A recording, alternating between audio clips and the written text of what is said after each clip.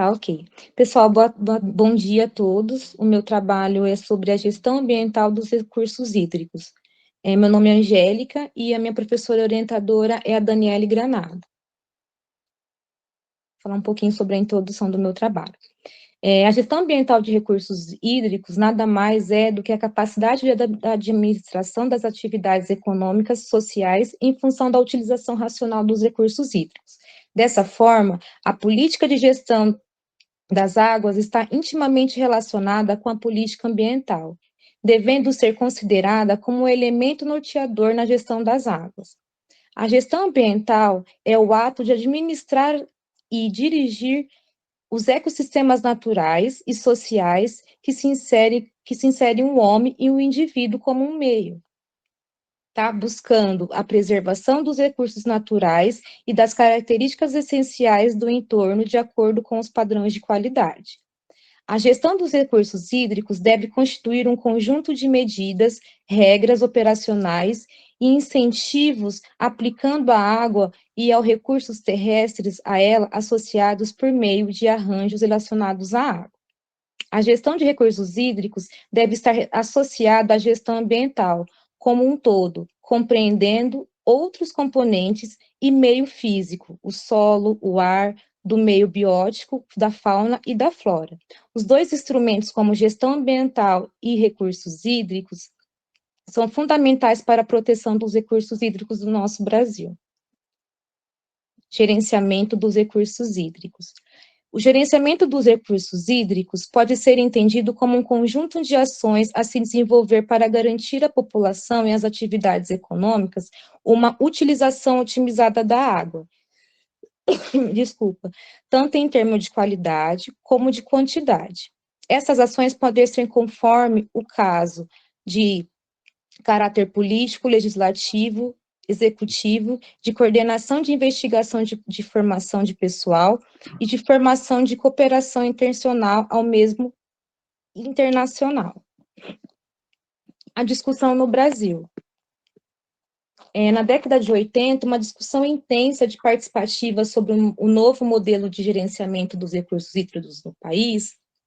Na oportunidade, foram debatidos vários modelos de experiência. Ainda que no Brasil, os recursos hídricos hoje disponíveis no país oferecem a possibilidade de abastecimento integral de toda a população, bem como ainda serem utilizados em práticas agrícolas. Apenas uma fração reduzida dos recursos hídricos disponíveis está efetivamente sendo utilizado, uma vez que se dispõe ainda de infraestrutura adequada para o aproveitamento e otimização integral desses recursos. Pode-se constar que, no caso específico do Brasil, é necessário o fortalecimento voltado à gestão das águas, para que não haja um retrocesso, além de promover a capacidade de profissionais para atuarem nos comitês de bacias hídricas, dando suporte técnico aos seus funcionamentos.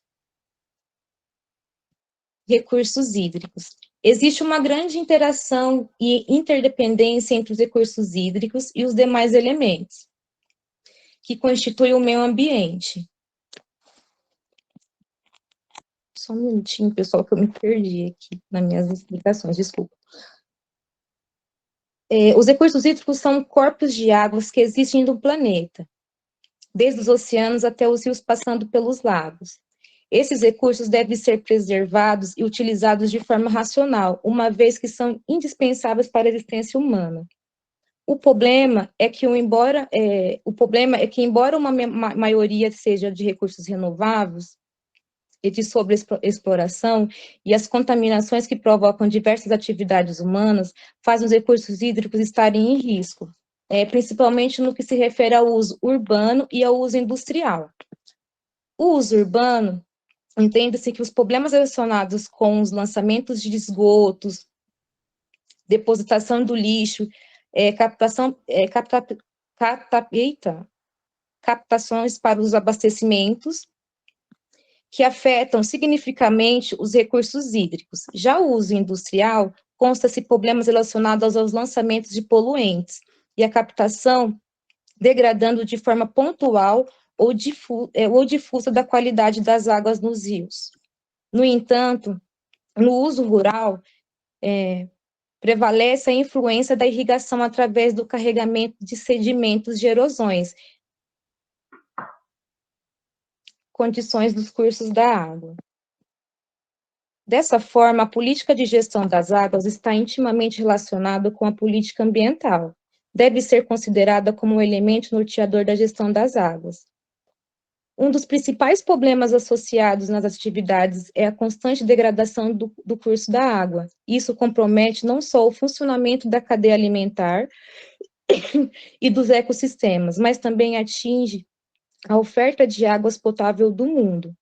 Um dos exemplos que nós podemos ter aqui é a metrópole de São Paulo, né, que sofre com uma falta de água enquanto dois grandes rios poluídos cortam a cidade, que é o Rio Tietê e o Rio Pinheiros. Eu atualmente passei por lá e estava vendo a situação que está esses dois rios. E essa é, infelizmente, uma realidade que atinge praticamente todas as grandes cidades e as pequenas cidades do nosso Brasil. A crise ambiental. A crise ambiental vem se degradando há algum tempo e está basicamente relacionada aos seguintes fatores: a escassez dos recursos naturais e a saturação do meio receptor.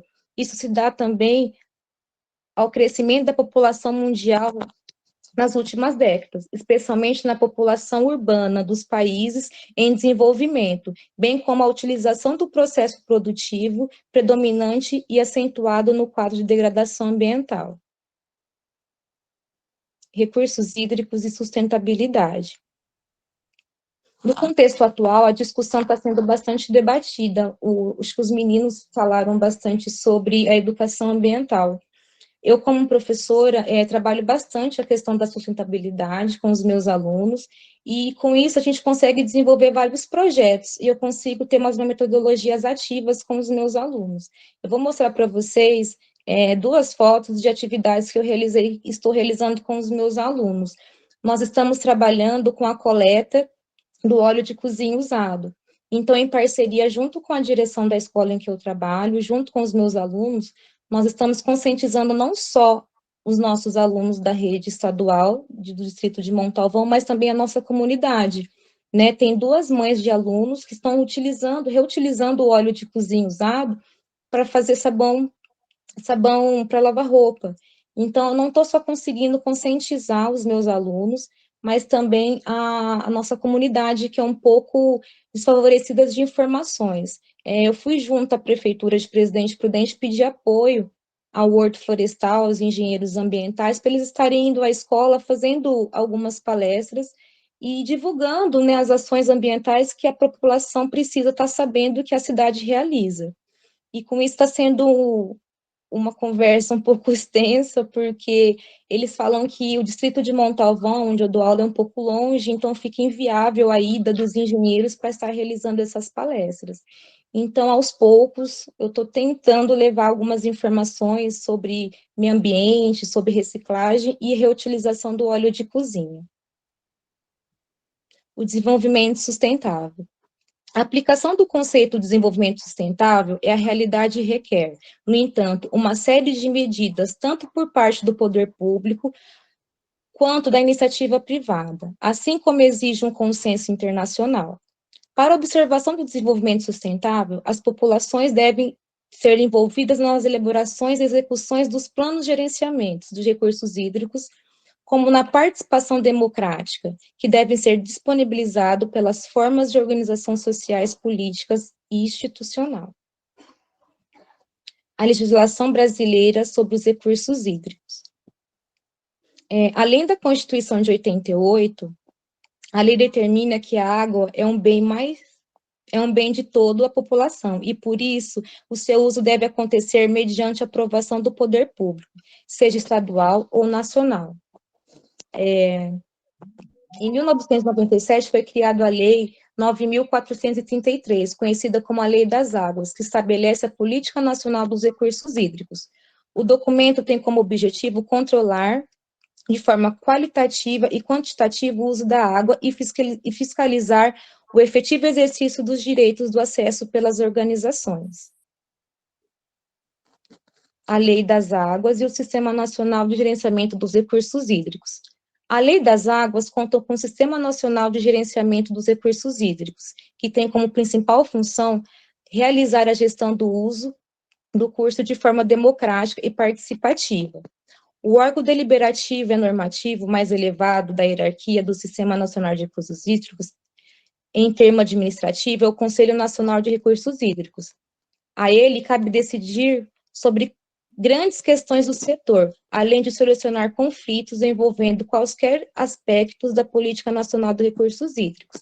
A Constituição Federal promulgada em 88 trouxe aperfeiçoamento importante aos dispositivos da gestão dos recursos hídricos das águas, mas mostrou-se muito centralizada, estabelecendo que compete privativamente à União legislar sobre as águas e as energias. Vou falar um pouquinho sobre as minhas considerações, desculpe, finais. Os recursos hídricos hoje disponíveis no país oferecem a possibilidade de abastecer integral a toda a população, bem como podem ainda ser utilizados como práticas agrícolas. Desculpa, apesar de uma fração reduzida dos recursos hídricos disponíveis, está efetivamente sendo utilizado uma vez que não se dispõe ainda da infraestrutura adequada para o aproveitamento e a otimização integral desses recursos.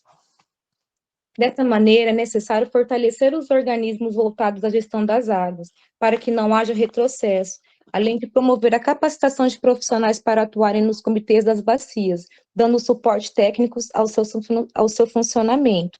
Agindo dessa forma, pode-se obter um melhor aproveitamento dos recursos hídricos. No entanto, é preciso que sejam adotadas gerenciamentos de recursos hídricos e campanhas educativas voltadas para conscientizar não só a população, mas as empresas, com um olhar mais aprofundado para o cuidado com esses recursos que nós temos, né? Porque se faltar água para nós, o que será de nós como seres humanos? Então, eu, como professora, estou, assim, trabalhando com um tema, desenvolvendo junto com a minha professora orientadora, Daniele, eu com os meus alunos achamos uma nascente perto da escola, e junto com ela estou desenvolvendo um projeto de preservação e conscientização. É numa propriedade privada do distrito de Montalvão, e estamos desenvolvendo melhorias e um plano para nós estarmos ajudando a preservação dessa nascente. Então, portanto, que o desenvolvimento do país ocorra em harmonia com a disponibilidade hídrica, é imprescindível que a gestão dos recursos hídricos se estabeleça integralmente como políticas públicas, bem definidas com os órgãos e gestores que atuam no sentido de desenvolver plenamente e operar instrumentos de gestão necessários para o pleno desenvolvimento das atividades socioeconômicas planejadas, a partir de oferta como responsabilidade dos recursos hídricos para a população. Obrigada a todos e desculpa a correria, eu não estou muito bem de saúde. Obrigada. Você esteve hospitalizada? Estive, professor. Eu saí ontem, não estou muito bem ainda. Qual é o problema seu? Eu estou com dengue, deu dengue hemorrágica muito forte. Eu estou com uma tosse, assim, que não para. Eu quase mandei mensagem para a Tati hoje de manhã falando que eu não ia conseguir, porque eu acho que as minhas plaquetas estão baixas e todo dia eu tenho que ir no posto para fazer a saturação. Então, vocês me desculpem. Tá bom. Você pegou um tema complexo, né? Porque, na verdade, ele é muito geral, né? Muito bem. Então, tá bom. Muito obrigado pela sua apresentação. Bom, pessoal, nós estamos concluindo, né? Nesse momento, todos os seminários foram apresentados. Aqueles que se sentem em condições de transformar o seminário em capítulo do livro, o e-book, tem o prazo, então, para fazer a entrega até o dia 20 de janeiro. Certo? Entrega até dia 20 de janeiro, a gente manda para os pareceristas e depois vocês recebem, se for o caso, para fazer os ajustes que são necessários. Né? Muitas vezes aparecem ajustes a serem feitos, viram? Pelas experiências que a gente teve em outros livros. são feitas recomendações. Mas nada que seja o fim do mundo. Tá bom? Então, isso é o primeiro aviso para nosso encerramento aqui da nossa atividade. Eu, na verdade, só vou atribuir as notas, encaminhar as notas, a partir do momento em que vocês me entregarem os textos. Então, o que tem? Quem vai apresentar textos para publicar é até dia 20 de janeiro.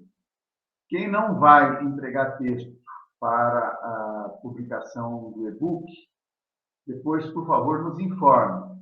E tem a outra alternativa, que é a preparação do resumo expandido, né, para publicação no site, na página da rede Geografia das Águas.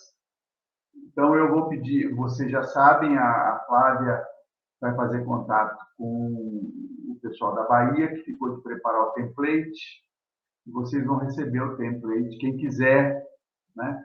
Eu acho que seria interessante se manifestar junto à Flávia e dizer, olha, eu quero o template para preparar o resumo. Né? Um resumo de 3, 4 aulas no máximo, né? Esse resumo vai obedecer um roteiro, portanto, que o pessoal da Bahia vai nos mandar, tá bem? E que depois vai ser tratado com os demais componentes da rede, para que dê um formato final, definitivo. Esse template é o que a rede vai usar. E aí, esse template é o que nós vamos encaminhar para vocês, para a elaboração dos seus relatórios. E aí, a gente estabelece uma data para entrega. Ok? Flávia, por favor, fique à vontade se você quer fazer algumas considerações neste encerramento. O professor, eu posso fazer só uma perguntinha sobre o trabalho? Claro, fique à vontade. Só para eu entender. Então, assim, de toda forma, todo mundo que não vai fazer o capítulo de livro tem que entregar, então, um resumo expandido que vai ser colocado no Geografia das Águas. Isso. E aí você vai avaliar a partir ou desse resumo ou do artigo que a pessoa vai escrever, seria isso? Ou se a pessoa também quiser escrever o resumo, ela também pode escrever? Perfeito, é assim mesmo. A pessoa pode preparar o resumo e, se preferir que a avaliação seja feita a partir disso, a gente faz. Agora, na verdade, eu sempre deixo a avaliação para fazer depois do trabalho de ensinamento, do trabalho do e-book, que é para dar uma garantia de que ele vai ficar pronto, tá certo? Sim. Tá certo? Mas eu acho que vocês não precisam disso. Então, façam o resumo e mandem o resumo, que a gente pode fazer a avaliação a partir dos resumos. Tá, e mais uma pergunta. No caso do meu tema, né, que é enquadramento, tem eu, a Karen e a Bia e o Lucas falando sobre enquadramento. A gente vai fazer um capítulo ou a gente vai fazer cada um capítulo? Cada um faz um capítulo, mas só que nós vamos dividir o e-book por temas. Ah, tá. Tá? Então, nós vamos juntar os relativos a enquadramento, e é por isso que nós estamos dizendo que seria bom vocês 3 grupos se reunirem para definir o que fica na introdução com a definição, conceituação de enquadramento, bases legais. Porque o da Karen, no começo também, né, professor, ela tá bastante, ela trouxe bastante informação. Então, mas enfim, depois eu converso com o pessoal. Vocês conversam entre vocês e veem. Se já tem uma coisa redigida, isso aqui que vai ficar, certo? Então, isso fica como se fosse uma introdução daquela parte do livro. Tá. Né? Aí depois vem os outros 3. Tá bom. Tá claro para todo mundo? Bom. Então tá. Se está claro para a Tati, está claro para todo mundo. Aqui quem manda é a Tatiana, viu? Eu estou muito acostumado a obedecer às mulheres. Eu sou a favor de que as transformações no mundo vão ser produzidas pelas mulheres. Então, a gente tem que ficar de crista baixa. Nós, homens, temos que obedecer às mulheres. Isso mesmo. Não acontece, professora. Vou aumentar aqui, peraí, fala de novo pro meu marido que tá meio perto aqui, eu vi. Pode falar de novo, aumentar o volume. Gravaram isso? Gravaram? Eu gostaria de comentar que eu percebi que muita gente, né, nesse segundo dia, foi da área de educação ambiental, né, e outra área de educação. Algumas pessoas, inclusive, que apresentaram, professores. Eu me coloco à disposição quanto a isso, a gente tem algumas coisas que pode trocar ideia, já me coloquei à disposição no outro dia, não só pela rede, como pessoalmente também, né, lógico. Por exemplo, o jogo, eu esqueci o nome do... Me perdoa, de quem apresentou, Leonardo, eu acho. Moacir, que propôs um jogo. O professor Paulo Romera, eu acho que o Cláudio conheceu, né? Querido amigo, infelizmente saudoso. Isso, sim. Ele fez um jogo, na verdade, 2 vezes já. Ele fez um projeto, se eu não me engano, do CNPq. Eles desenvolveram um jogo sobre bacia hidrográfica muito interessante, e um outro até mais antigo, que ele divulgava para a gente num CD, né, sobre quando tinha CD, que a gente não usa agora mais CD, então eles adaptaram o jogo. Então eu acho que a gente pode trocar ideia, quem quiser entrar em contato sobre isso. Era um jogo muito interessante sobre o estudo da bacia hidrográfica para ser aplicado desde o ensino fundamental até adultos, a educação de jovens e adultos, não tinha faixa etária. Muito interessante, a gente pode trocar ideia sobre isso. Sobre enquadramento também, já me coloquei à disposição do trabalho, né, que eu realizei, o pessoal que estava trabalhando com enquadramento. Realmente eu concordo com o professor Cláudio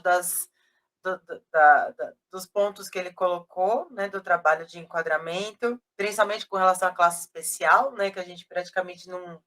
É muito raro a gente encontrar. Bom, mas enfim. É isso, eu queria parabenizar novamente. Nós estamos lá na rede agora dando esse auxílio para o trabalho, quem quiser publicar o resumo expandido. Não é difícil, né? Eu acho que vale a pena até os 2, na minha opinião.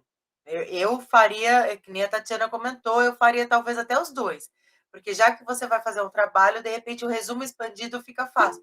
Normalmente a gente começa por um resumo expandido e vai acrescentando coisa, ele vira o capítulo, né? Então fica fácil de fazer os 2, não é tão difícil. Mas acho que o Júlio levantou a mão. Então é isso, queria parabenizar novamente. Notei que aqui em casa todos somos professores, meu marido é professor da rede pública, e ele fez muitos trabalhos de bacia hidrográfica, inclusive um orientado pelo Paulo, na época. Ele montou uma bacia hidrográfica na disciplina eletiva, com os alunos na escola e no solo. Ele fez uma bacia, ele reproduziu a bacia da cidade numa área verde que a escola tinha, no chão. Os alunos foram lá, capinaram a área, montaram a bacia hidrográfica, então foi muito interessante. Dá para a gente trocar muito ideia, me coloco à disposição para a gente fazer esse intercâmbio. Ótimo, muito obrigado, Flávia. Você sabe muito que uma outra experiência que o Paulo Romera tinha é a formação de comitê de bacias hidrográficas. Ele tinha um jogo para a composição do comitê. Quem representava o setor de usuário, que tipo de usuário era, quem representava o setor, vamos dizer, dos governos, governo municipal, estadual, federal, quem representava a sociedade civil, que setor da sociedade civil representava, quem representava as universidades, e aí fazia como se fosse uma reunião de comitê com os alunos da escola, com temática. Perfeito. A gente teve ideia porque ele foi um orientador no doutorado, né? E a gente teve essa ideia, no fim, acabou não desenvolvendo, mas é uma coisa que a gente sempre fala, que são os comitês mirins, né? Que seria muito interessante a gente conseguir avançar no Comitê Mirim, né, nas escolas, né? Seria uma para coisa... formar gente que saiba o que é comitê, né? Porque muita Exato. gente vai para o comitê e não sabe nem qual é a função do comitê. Exato, seria fantástico. Enfim, parabéns novamente. Parabéns, viu, professor Cláudio? Obrigado por essa oportunidade da gente estar junto com a rede e parabéns pelo empenho todo até agora. Muito obrigado. Claro. Da Unesp, Muito do obrigado programa, mesmo. de todo mundo. Júlio quer falar alguma coisa, né, Júlio? E, professor, só vou tirar uma dúvida com relação à apresentação do trabalho. Caso eu, por exemplo, ou qualquer outra pessoa que fez individualmente, queira fazer com outra pessoa, com outro discente, pode estar incluindo essa pessoa, né? Pode. Agora, todos os trabalhos que vão ser publicados através do e-book precisam ter um professor junto do curso. Então, normalmente, os orientadores compõem com vocês os grupos, tá certo? No máximo de 3 pessoas, com o orientador pode, excepcionalmente, chegar em 4 autores de cada capítulo. Perfeito. Tá bem? Mas o orientador deve compor. E isso é uma forma, inclusive, que a ANAP usa para garantir a qualidade, porque tendo o orientador não vai aceitar publicar qualquer coisa, né? Apesar de que nós aqui temos um nível de maturidade, e eu vi as apresentações de vocês, de maneira geral, de excelente nível. Então, eu não tenho dúvida que tudo vai sair muito bem. Mas tendo o orientador junto também é uma questão de segurança. E o orientador tem que efetivamente participar da elaboração, né? Perfeito. Eu nunca aceitei publicação que simplesmente colocasse o meu nome. Se tem meu nome, pode ter certeza que eu ajudei em algumas fases da preparação. E é isso que os orientadores têm que fazer também, né? Tá bom? Beleza, professor. Eu não sei, a Kelly que apareceu aí, estava querendo falar, Kelly, é isso, não? Não? Não, professor. Então, ou a gente pode ser o resumo expandido ou o artigo, né? Ou as duas coisas, né? Ah, mas as duas ficam muito apertado. Não, mas o resumo expandido, você tendo o artigo, você faz o resumo expandido com maior facilidade. Entendeu? Tá bom. Bom, mas é a minha opinião. Agora, vocês é que têm que saber onde o calo pega no sapato. Onde aperta. Tá bom. Então, Tatiana, muito obrigado, Tatiana. Obrigada. Você quer falar alguma coisa para encerrar, bem? Não, professor, só as perguntas mesmo e agradecer a oportunidade aí desse aprendizado, apesar de trabalhoso, mas a gente aprende sempre, né, quando a gente faz. Que bom que você pensa assim. Eu também estou aprendendo com vocês, viu? Pô? Estejam certos disso. Tá bom, então, tchau. Tudo de bom Tchau, para vocês. professor. Tenham sucesso. Tchau, professor. Muito obrigada. Tenham sucesso no restante do curso. Obrigada. Se eu puder ajudar.